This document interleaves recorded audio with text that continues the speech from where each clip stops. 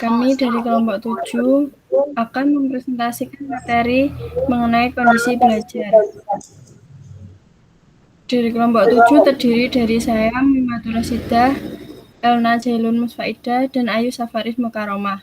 Untuk materi pertama akan saya jelaskan. Next. Mengenai konsep dasar belajar.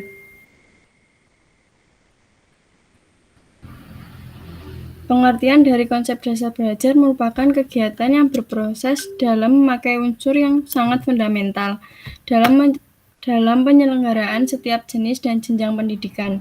Hal ini berarti bahwa berhasil atau tidaknya pencapaian tujuan pendidikan itu amat tergantung pada proses belajar yang dijalani siswa baik pada saat dia berada di sekolah atau berada di lingkungan rumah atau di lingkungan keluarganya sendiri. Next.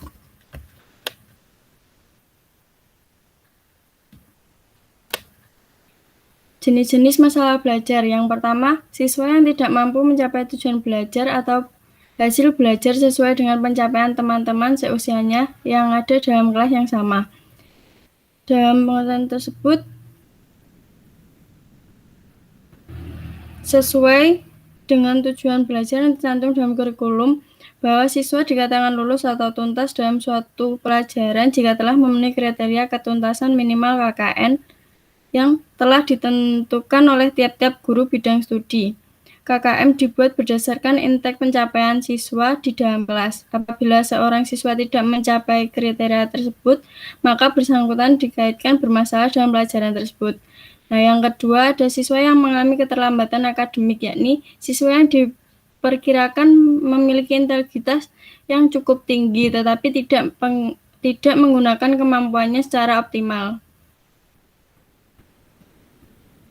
Dan ketiga, ada siswa yang secara nyata tidak dapat mencapai kemampuannya sendiri atau tingkat IQ yang di atas rata-rata. Maksud dari itu,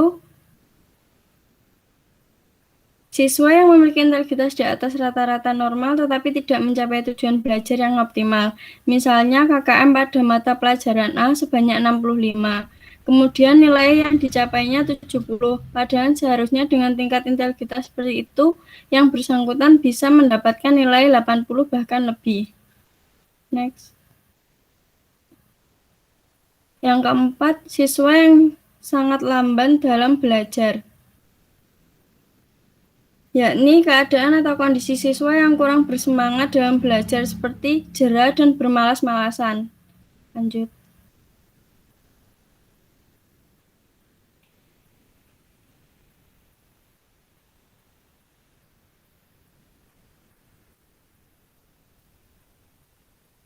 Yang selanjutnya, siswa yang kekurangan motivasi dalam belajar.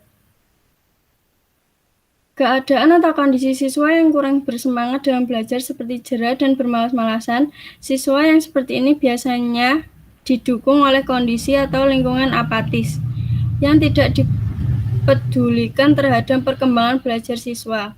Lingkungan keluarga yang apatis yang tidak berperan dalam proses belajar anak bisa menyebabkan si anak menjadi bodoh, sehingga belajar menjadi kebutuhan yang sekedarnya saja. Selanjutnya, siswa yang bersikap dan memiliki kebiasaan buruk dalam belajar, yaitu kondisi siswa yang kegiatannya atau perbuatan belajarnya sehari-hari antagonistik dengan seharusnya, seperti suka menunda-nunda tugas, mengulur-ngulur waktu, membenci guru, tidak mau bertanya untuk hal-hal yang tidak diketahuinya, dan sebagainya. Siswa yang kekurangan motivasi dalam belajar. Next. Siswa yang sering tidak mengikuti proses belajar mengajar di kelas, yaitu siswa-siswa yang sering tidak hadir atau menderita sakit dalam jangka waktu yang cukup lama, sehingga kehilangan sebagian besar kegiatan belajarnya. Seringkali materi pelajaran yang telah disampaikan oleh guru pada pertemuan jauh sebelumnya, kemudian siswa dituntut untuk mengikuti dan menguasai materi pelajaran dalam waktu yang relatif singkat. menyebabkan si siswa menjadi tertekan dan terbebani oleh materi belajar yang banyak. Next. Siswa yang mengalami penyimpangan perilaku atau kurangnya tata krama dalam hubungan intersosial. Dan ini pergaulan antara teman sepermainan yang tidak seumuran dan tidak mengayam bangku pendidikan menyebabkan si anak atau siswa terpengaruh dengan pola perilaku dan pergaulan yang serampangan, seperti berbicara dengan nada yang tinggi dengan orang lebih tua, sering membuat kegaduhan atau keributan di dalam masyarakat. Next.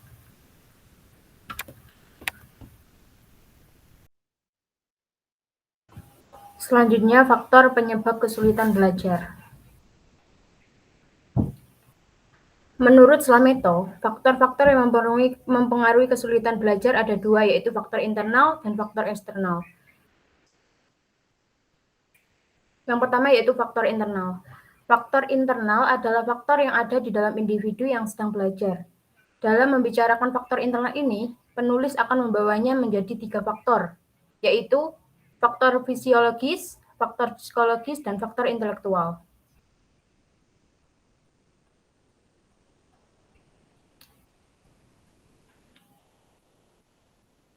Maaf kembali, belum selesai. Yang pertama faktor fisiologis. Menurut Siddiq 2007 menjelaskan bahwa faktor fisiologis berkaitan dengan fungsionalisasi tubuh. Misalnya kemampuan koordinasi tubuh, ketahanan tubuh, kesehatan dan fungsionalisasi anggota gerak tubuh. Misalnya kesiapan otak dan sistem syaraf dalam menerima, memproses, menyimpan ataupun memunculkan kembali informasi yang sudah disimpan. Yang kedua ada faktor psikologis atau kejiwaan. Faktor kejiwaan berkaitan dengan emosionalisasi siswa. Siswa kurang mampu untuk mengontrol kondisi emosional sehingga berpengaruh terhadap kinerjanya. Ketika kondisi emosional atau kejiwaan siswa mengalami masa labil, kecenderungan siswa akan bertindak gegabah, ceroboh, acuh, dan cenderung mudah terpancing untuk marah. Adapun yang termasuk faktor-faktor psikologis yang mempengaruhi proses belajar antara lain adalah inteligensi, perhatian, minat, bakat, motivasi, dan kematangan kesiapan siswa. Yang pertama ada perhatian. Menurut Al-Ghazali, dalam Slameto, bahwa perhatian adalah keaktifan jiwa yang dipertinggi. Jiwa itu pun bertujuan semata-mata kepada sesuatu, benda atau hal objek, atau sekumpulan objek. Selanjutnya bakat. Bakat menurut Hildegard adalah capacity to learn. Dengan kata lain, bakat adalah kemampuan untuk belajar. Kemampuan itu akan tercapai kecakapan yang nyata sesudah belajar itu terlatih. Selanjutnya minat. Minat adalah menyangkut aktivitas-aktivitas yang dipilih secara bebas dan individu. Minat besar pengaruhnya terhadap aktivitas belajar siswa. Siswa yang gemar membaca akan dapat memperoleh berbagai pengetahuan dan teknologi.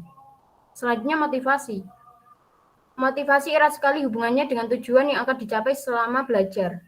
Di dalam menentukan tujuan itu, dapat disadari atau tidak, akan tetapi untuk mencapai tujuan itu perlu berbuat, sedangkan yang menjadi penyebab berbuat adalah motivasi itu sendiri sebagai daya penggerak dan pendorongnya. Jadi, dari pendapat di atas dapat diasumsikan bahwa motivasi siswa dalam proses belajar mengajar sangat mempengaruhi prestasi belajar siswa. Dengan demikian, prestasi belajar siswa dapat berdampak positif bila mana siswa itu sendiri mempunyai kesiapan dan menerima suatu mata pelajaran yang baik. Selanjutnya, faktor intelektual. Faktor intelektual merupakan faktor kecerdasan siswa. Setiap siswa memiliki tingkat kecerdasan yang berbeda. Kemampuan intelektual berkaitan dengan kemampuan siswa untuk menangkap materi, mengolah, menyimpan, hingga merecall materi yang digunakan. Ada siswa yang memiliki kemampuan intelektual yang tinggi, cepat menyerap materi, mudah mengelola materi, kemampuan menyimpan materi yang baik atau short-term memory and long-term memory. serta mudah untuk merecall materi ketika dibutuhkan. Ada siswa yang memiliki kemampuan intelektual yang sedang dan ada juga yang memiliki intelektual yang rendah. Selanjutnya, faktor eksternal. Faktor eksternal adalah faktor yang ada di luar individu, meliputi faktor keluarga, faktor kependidikan, dan faktor masyarakat. Faktor keluarga adalah faktor kesulitan belajar yang berasal dari keluarga, meliputi cara orang tua mendidik, relasi anggota keluarga, suasana rumah, keadaan ekonomi keluarga, pengertian orang tua, dan latar belakang kebudayaan. Selanjutnya, faktor kependidikan. Faktor ini meliputi metode mengajar, kurikulum, relasi guru dan siswa, relasi siswa dan siswa, disiplin sekolah, alat pelajaran, waktu sekolah, standar pelajaran, keadaan gedung, metode belajar, dan tugas rumah, serta hal-hal yang lain. Selanjutnya, masyarakat. Faktor penyebab kesulitan belajar siswa terkait dengan masyarakat meliputi kegiatan siswa dalam masyarakat, yaitu media massa, teman bergaul, dan bentuk kehidupan masyarakat. Misalnya, tetangga yang mengatakan sekolah tidak penting karena banyak sarjana menganggur. Masyarakat yang selalu minum minuman keras dan melawan hukum dapat merupakan contoh dari beberapa faktor masyarakat yang menjadi penyebab kesulitan belajar siswa.